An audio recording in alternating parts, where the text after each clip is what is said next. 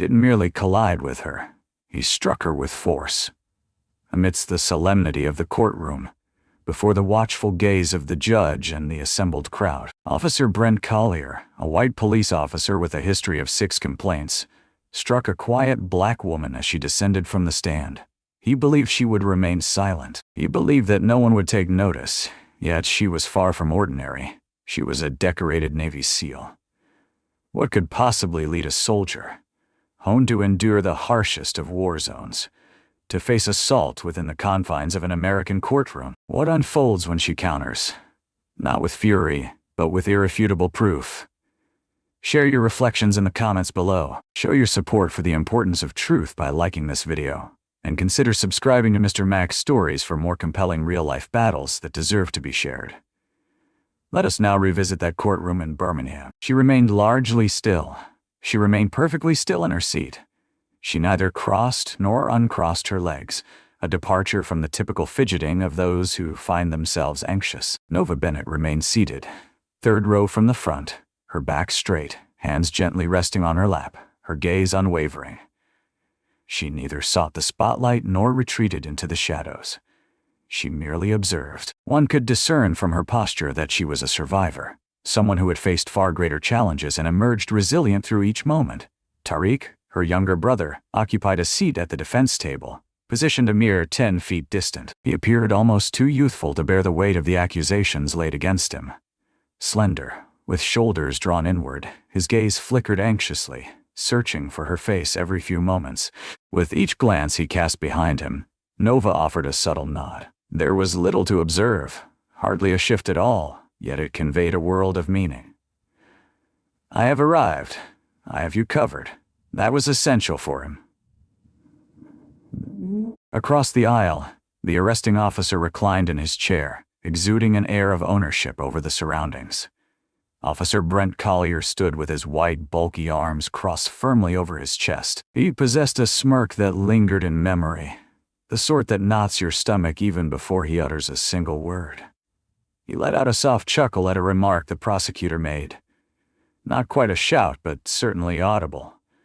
Nova remained unperturbed. She cast a glance his way, lingering just long enough for him to catch it, before redirecting her attention to Tariq. Collier adjusted his stance, brimming with a proud, cocky air. He remained unaware of her, at least for the moment. The judge had yet to make an appearance. The room hummed with the rustle of papers, the shuffle of lawyers, the murmur of shoes, and the rhythmic tapping on the floor. There exists a palpable tension that envelops a room, a charged atmosphere where anticipation hangs heavy, yet no one dares to be the first to break the stillness. In that moment we found ourselves, and Nova remained motionless, calm and composed, just as if one has grown accustomed to enduring far more challenging times. The door at the front creaked open. The bailiff announced, "Case number 6431C, the state against Tariq Bennett." The sound fell away abruptly, as if cast down into silence. Individuals adjusted their posture. The prosecutor perused his notes with a keen eye. Tariq rose gradually to his feet.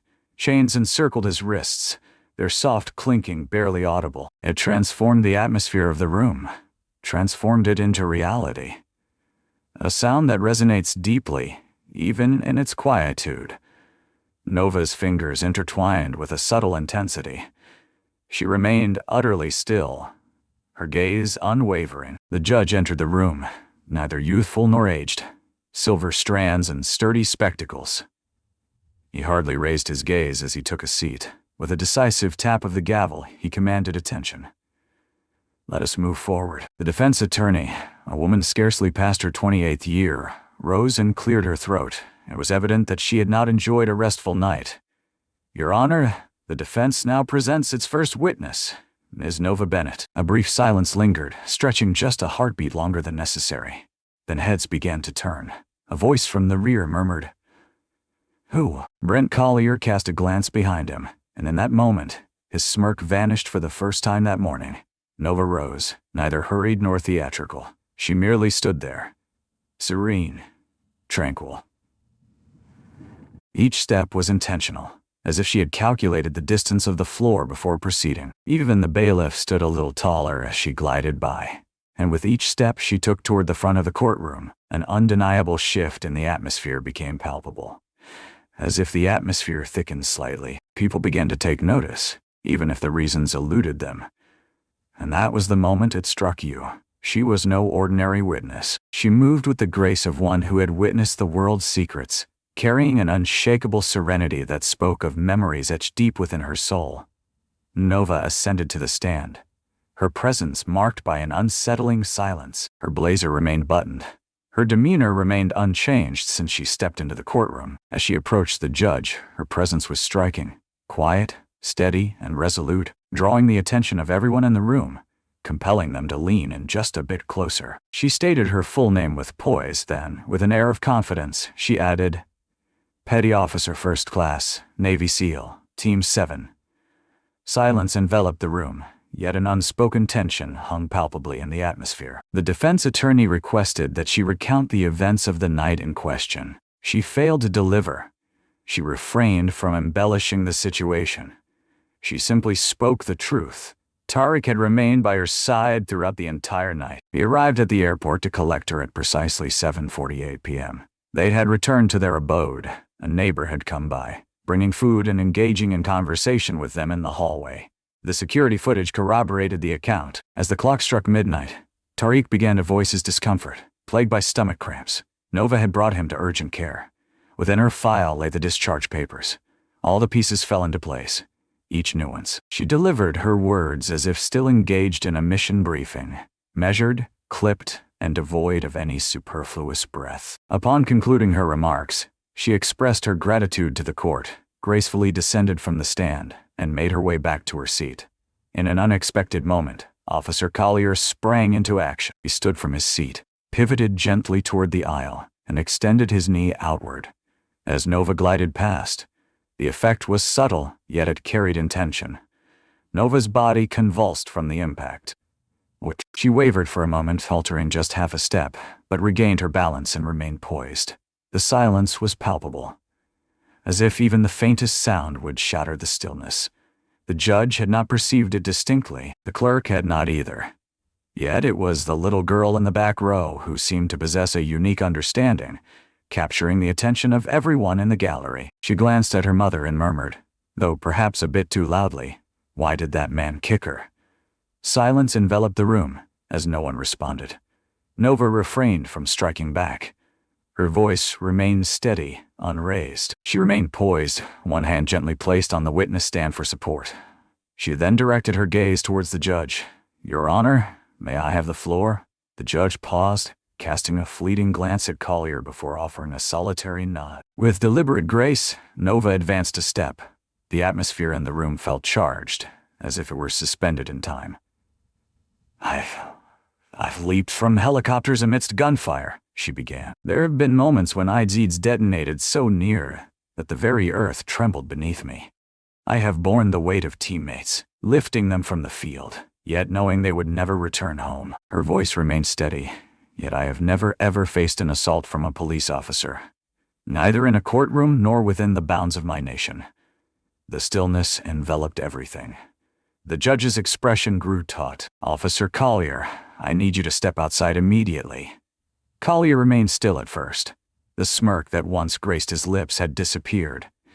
He cast a fleeting look at the bailiff, who was already approaching, her hand poised near her holster. He lingered, murmuring under his breath, and as he brushed past Nova, he leaned closer and whispered, "You've just made a mistake."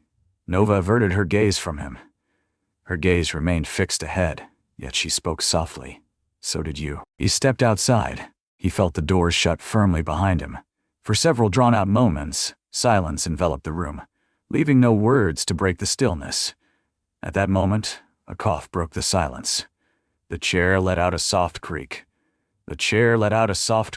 In an instant, the room reclaimed its identity as a courtroom once more. Yet, the narrative had transformed. The focus had shifted beyond Tariq. This is more than merely a charge of robbery. It concerned the recent events that unfolded in open court, involving a black woman who had dedicated her service to this country. A local reporter was already preparing a tripod outside. As Nova settled back into her seat, a live stream commenced. In the third row, the little girl remained a silent observer, her gaze unwavering. The hallway outside the courtroom held an unsettling stillness, a silence that felt heavier than it ought to have been. Tariq perched on the bench, his shoulders drawn inward, fingers rhythmically drumming against the edge of the seat. His tie hung askew since the morning hours, and a quiver in his jaw betrayed the calm he no longer felt the need to conceal. Nova lingered just behind him, her arms crossed, observing him for a brief moment before she settled down beside him. At first, she remained silent. He did not either.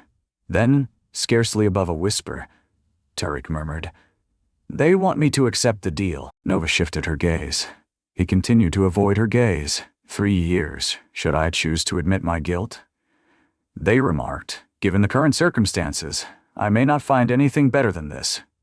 She lingered, anticipating his conclusion. "The jury perceives me as filled with anger, as if I exude volatility."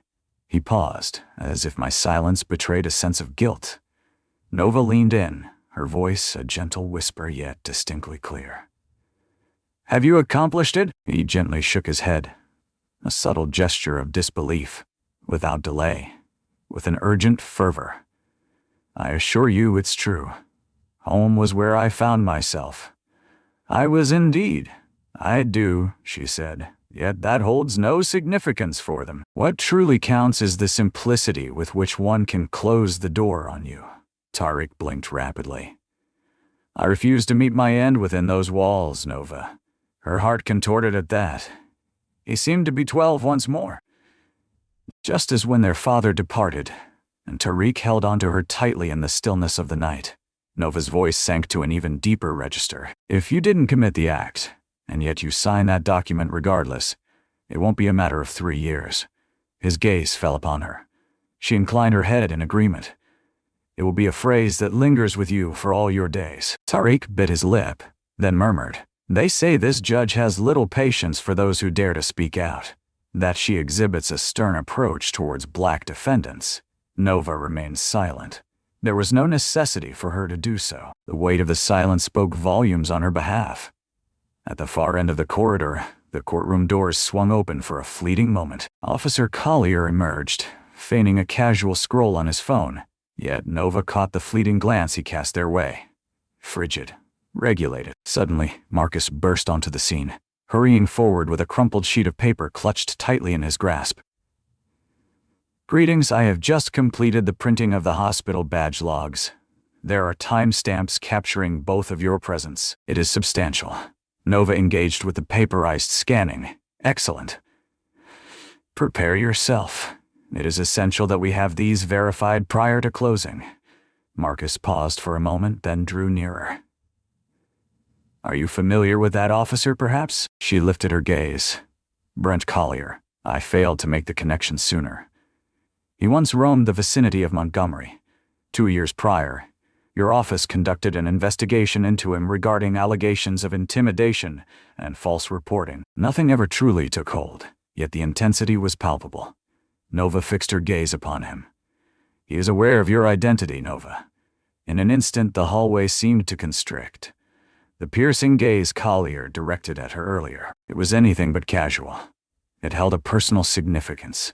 Nova remained silent, yet within her, a chill coursed through her veins. This extended beyond Tariq alone. This was also about her. A silent resentment brought forth into the hallowed halls of justice.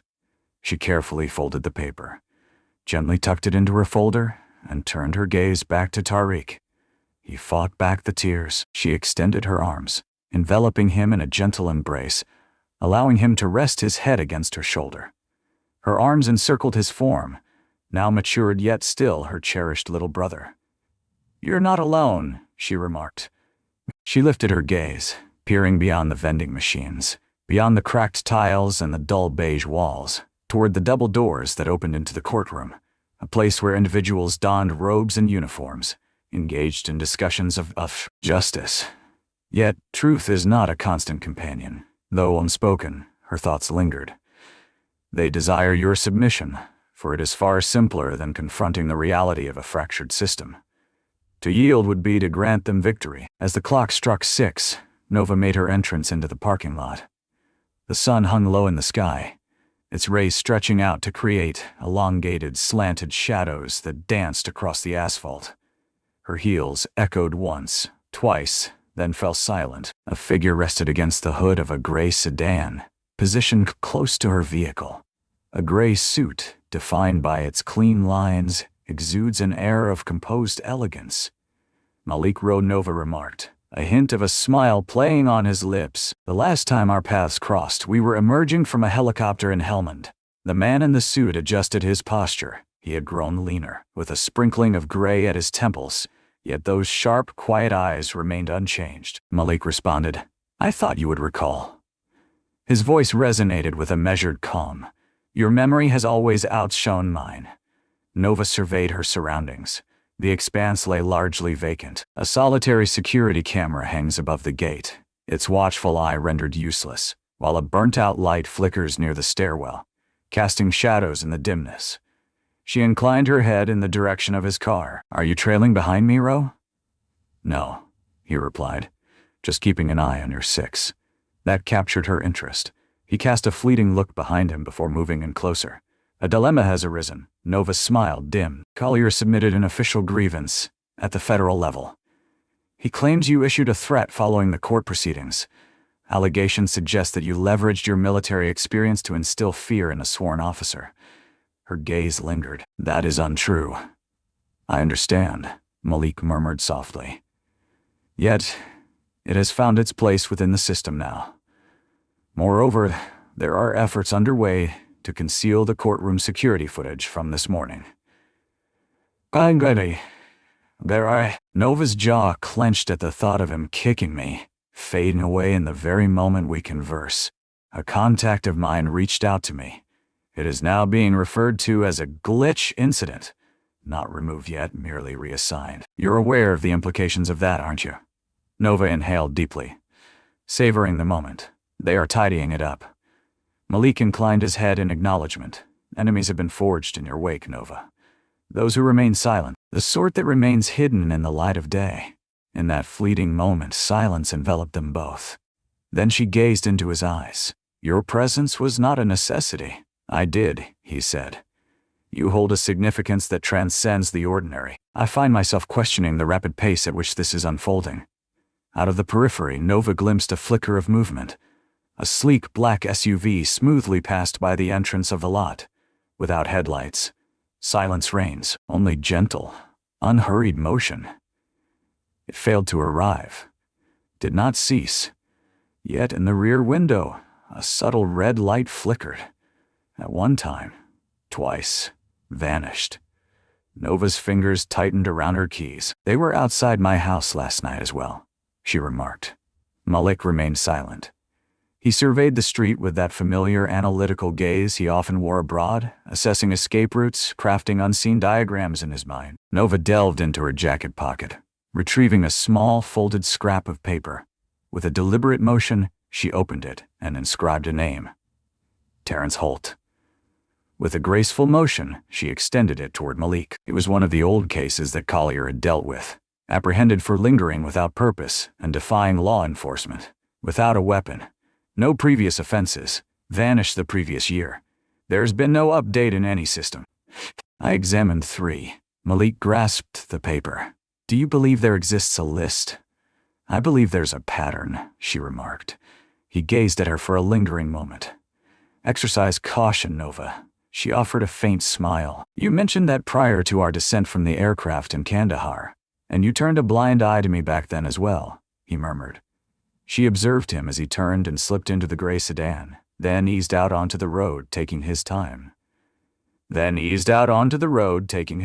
Neglect.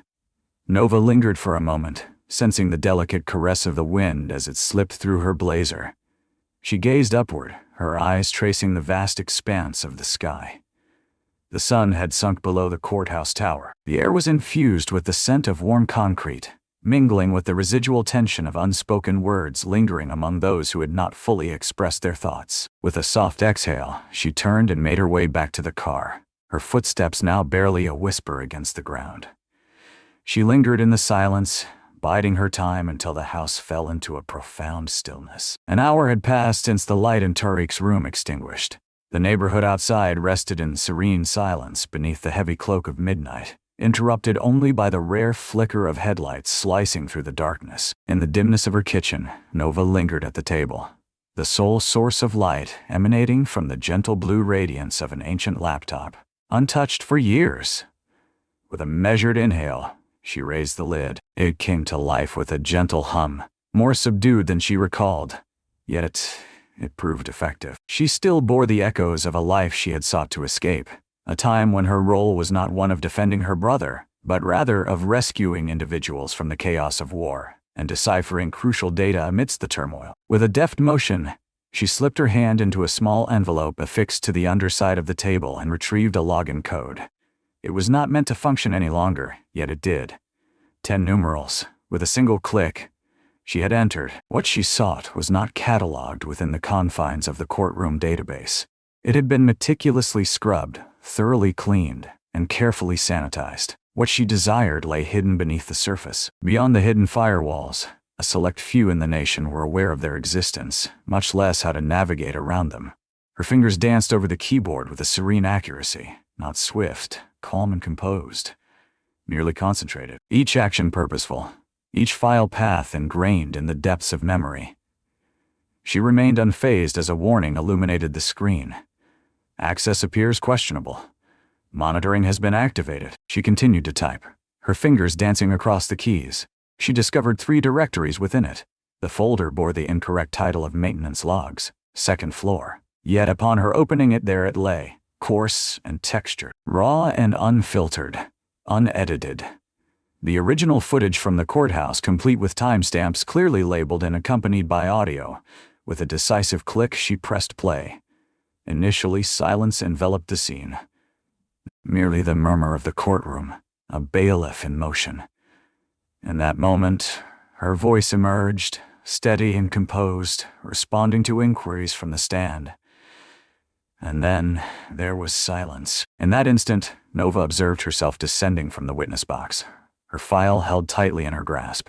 Brent Collier, standing merely 2 feet away, showed no inclination to budge. In a swift motion, his leg darted forward, landing squarely against her hip. She recoiled, unevenly spaced. She found her footing once more. He wore a smirk. Nova halted the playback of the video, merely seated, gazing intently at the frame. His expression was devoid of anger, or filled with trepidation. He appeared content, as if it were a message, not solely for her, but for another who may be observing. With a slow exhale, she set about the task of copying the file. Never. Thrice. One was concealed within an encrypted flash drive, carefully hidden in the battery compartment of a malfunctioning smoke detector. Another tucked away in a portable hard drive, securely sealed within an old first aid kit resting in her car. She carefully placed the last burned DVD into a children's book resting on the shelf by the window. Individuals soared through the skies, the cherished one of her mother. She glided with a quiet precision, each movement deliberate and measured. Every step is purposeful and precise. Merely a matter of muscle memory. Acute, hushed, skilled. Suddenly, the lights began to flicker. At one point, on the other hand, she stood still, caught in a moment of disbelief. The overhead camera in her hallway flickered a crimson hue before plunging into darkness. Nova remained calm. She refrained from reaching for her phone. Neither a whisper nor a prayer escaped my lips. She has recently relocated. With a decisive motion, she shut the laptop, turned it off, and tucked it away into a storage bin nestled beneath the sink. She recognized the indicators. This was not mere paranoia. This was the established procedure. A crimson-hued camera, a brief flicker of power, a fleeting interruption in the network, a timeless maneuver and strategy. She could feel the weight of someone's gaze upon her, a silent acknowledgement that they were watching, and they intended for her to be aware of it. She approached the window, maintaining a low profile, careful to remain unseen. The street lay deserted, a silent expanse under the open sky, excessively vacant. From the shadows, a black SUV glided by, moving with a deliberate slowness. Darkness envelops the space. only the subtle shimmer of a crimson diode peeking through the front windshield. Grade of surveillance. Unlabeled. Nova nestled against the wall, biding her time in silence. As the SUV rounded the corner and faded from view, she stood up and made her way to the hallway closet, retrieved a weathered duffel bag from its resting place. Within lay her boots, her documents, and a burner phone encased in foil. She refrained from dialing. Not at this moment. She felt unprepared to invite anyone else into her life. Only when she possessed undeniable evidence. Yet she was certain of one thing now. This extended far beyond the confines of her brother. This held a personal significance, and harmonized. In that fleeting moment, caught between Brent's sly grin and the pulsating red light, she realized she had ventured beyond the bounds of propriety. A phrase that caught her off guard. One they never anticipated she would acknowledge. A boundary they believed she would never dare to cross. Yet they had overlooked a crucial detail. Nova Bennett engaged in battles far beyond her homeland. She arrived home. Now they found themselves within her domain. Just 2 days following the viral clip, Brent Collier made his appearance on a morning news show, sitting rigidly in a navy suit, flanked by a union lawyer. He offered no apology. He remained unyielding. He leaned forward, hands folded, and spoke into the camera with a calm demeanor, stating, "Ms. Bennett is a veteran, indeed. However, she has also exhibited indications of emotional instability. In the courtroom, she issued a threat towards me. What you witnessed was my act of self-defense." The host refrained from challenging him. And just like that, the familiar script was dusted off once more. Nova observed from the kitchen counter, her coffee now cold in her grasp. Her fingers danced upon the rim of the mug, each tap a deliberate note in a quiet symphony. Free from fear, not even in fury. Yet acknowledgement. Malik sent a brief message consisting of 2 words. "The beginning is upon us." A new message arrived mere seconds later. "Your classified files are being accessed. All things." Her response was succinct. A single sentence. Allow them. Yet the machine operated with remarkable speed. By the afternoon, faceless accounts began circulating fragments of her deployment logs, stripped of context and misquoted. A blog post suggested that she had once opened fire on civilians amidst a tumultuous skirmish in Kandahar, an incident that had been thoroughly investigated and ultimately dismissed long ago. Truth was not their target. They sought to instill uncertainty. In the stillness of the night, Nova found herself enveloped in darkness, the living room devoid of any light.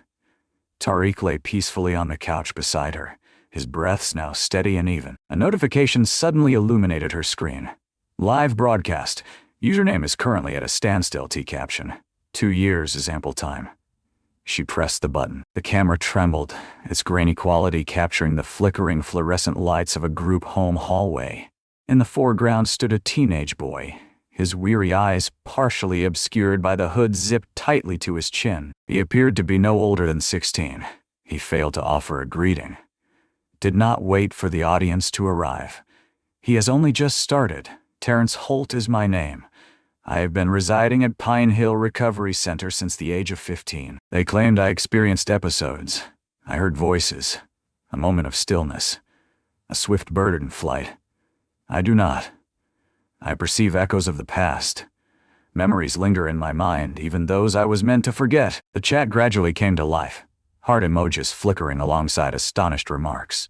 My mind drifts back to the moment Officer Brent Collier forcefully pressed me against the cold, unyielding wall outside Miller's grocery. He slipped something into my backpack, and the memory lingers vividly.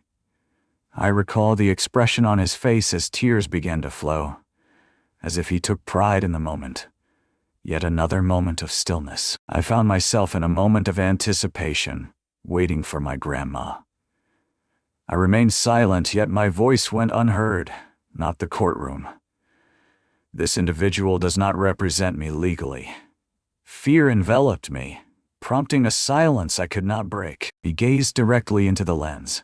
However, I witnessed the footage of his actions towards Ms. Bennett, and I can no longer remain silent. Stillness. The only sound was the soft hum of the aging HVAC system behind him. I'm uncertain if this will be of assistance, yet I am confident in its veracity. If she, despite her pain, can rise again, then perhaps I can find the strength to do the same." He concluded the stream. Fewer than 10 minutes, yet it stirred something vast and profound. In mere hours, Terrence's name surged to the forefront of trending topics. His youthful record had been concealed, yet his truth remained elusive. He became a source of inspiration for mental health advocates. Civil rights organizations have demanded an urgent inquiry into the entirety of Brent Collier's arrests spanning the last 6 years. A CNN analyst stated with striking clarity, "When even a child confined in silence discovers the bravery to voice their thoughts, you know the dam is breaking."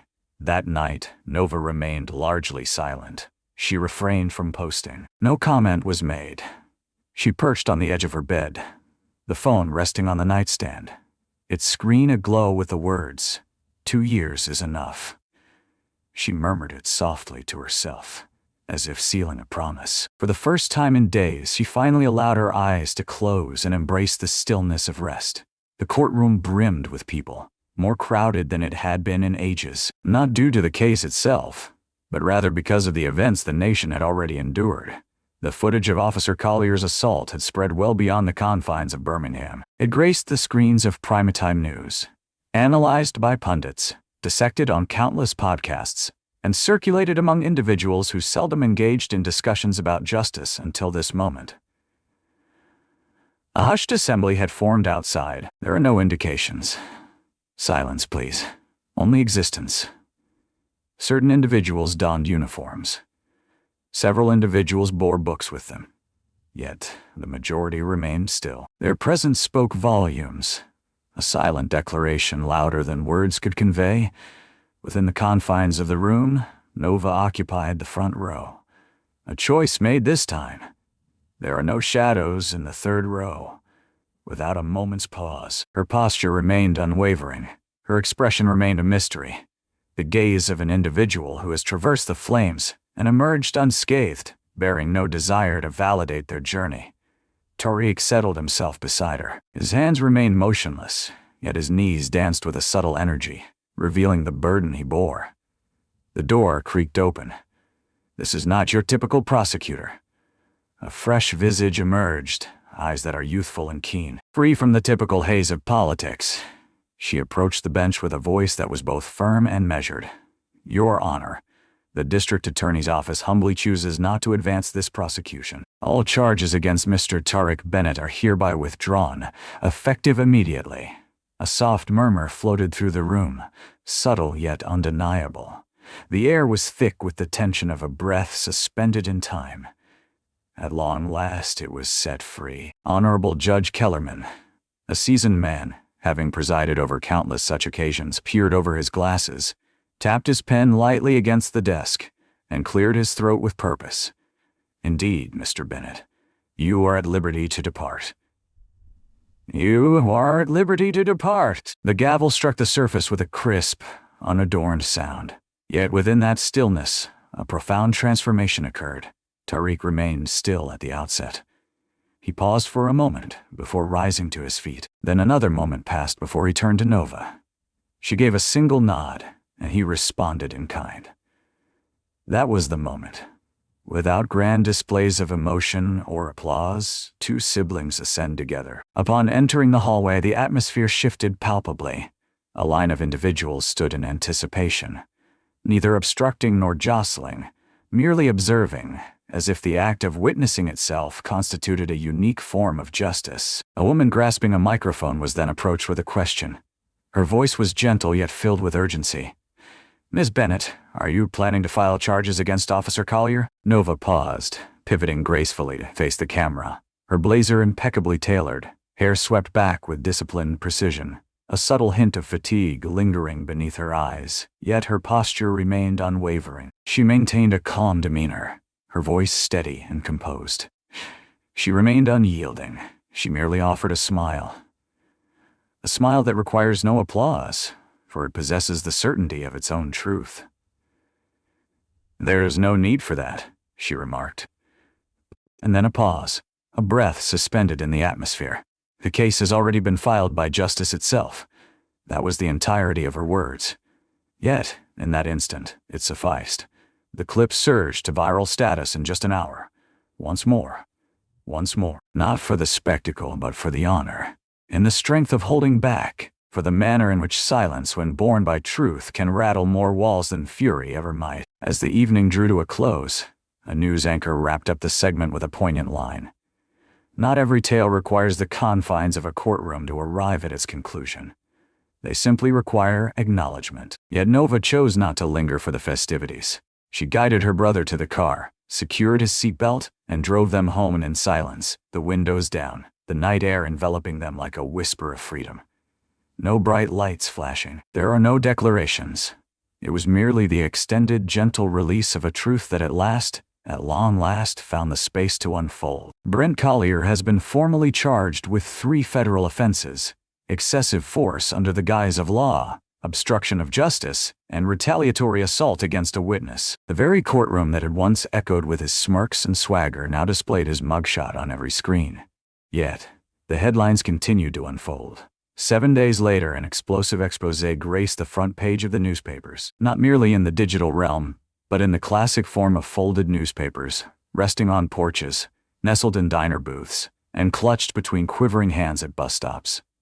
The Brent Doctrine: How a Single Officer Concealed Years of Misconduct. The article was crafted by Eleanor Price, a seasoned journalist who had been reporting on law enforcement misconduct for a longer span than Brent had donned his badge. Her report identified individuals, supervisors who approved without perusing, investigators from IA who have misplaced files. Amidst the turmoil, the abrupt relocations of whistleblowers unfolded, notably involving one Malik Rowe.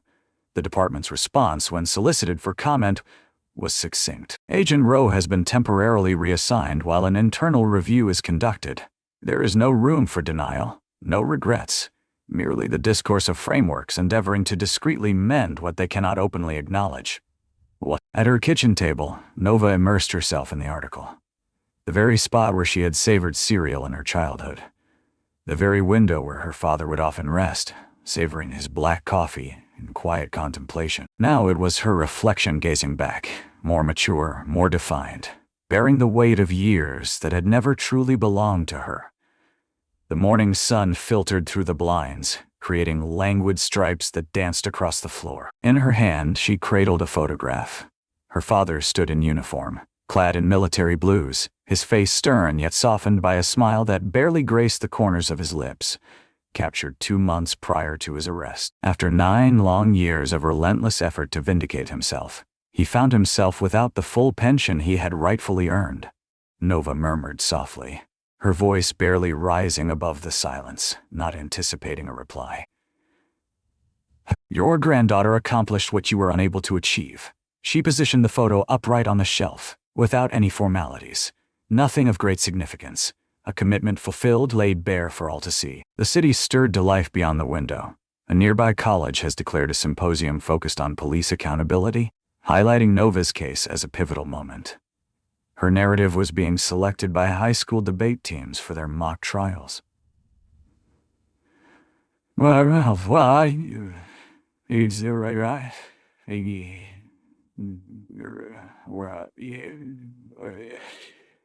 A neighborhood mural began to emerge, blue and gold paint defining her silhouette, not as a victim, but as a woman standing resolutely, devoid of any caption. Yet Nova chose not to venture out to witness it. She remained indoors, allow the world to revolve in her absence, if only for a fleeting moment. She prepared a cup of tea, savoring it unsweetened as her grandfather had taught her, and when her phone vibrated, she cast a fleeting glance but chose not to respond. 5 more minutes, and the world could hold its breath. This was not a triumph. Not at this moment. Excessive nomenclature. Countless narratives esoteriques. Countless families left without the return of their cherished footage. Yet it was indeed something. A force that shattered the concrete barrier. A truth that demanded attention, refusing to be concealed any longer. This time, however, someone remained in the 3rd row, observed, recalled, showed no sign of hesitation, and when the moment arrived, she rose to her feet. The evening unfolded with a rare tranquility. a welcome reprieve after weeks of relentless noise. Do not pound on the door. Silence reigns, free from the incessant buzz of menacing messages. There were no legal notices or film crews poised outside. The soft clatter of silverware echoes in the cozy confines of a small kitchen, and inhaling deeply, calm, unwavering breaths. Tariq sat with a tablespoon in one hand and a slice of cornbread in the other.